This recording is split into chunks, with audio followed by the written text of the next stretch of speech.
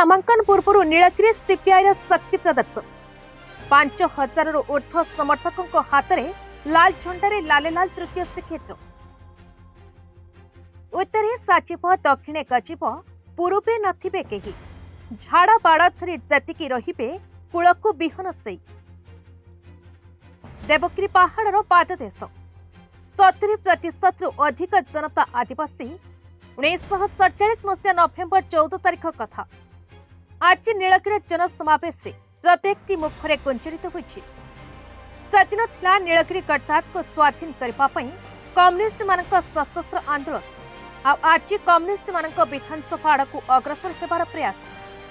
दीर्घ 40 वर्ष पर प्रार्थी दे गजातियों चेतई देछि। जोरदार हेब लड़ई आगरे आगरे चली सीपीआई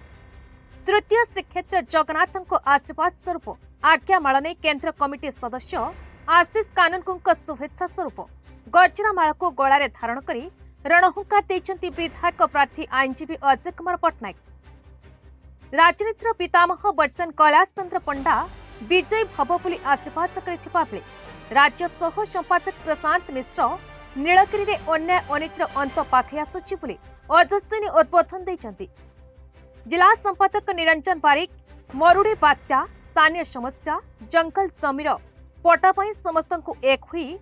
दा धान केन्द्र मतदान करने आह्वान देइछन्ति।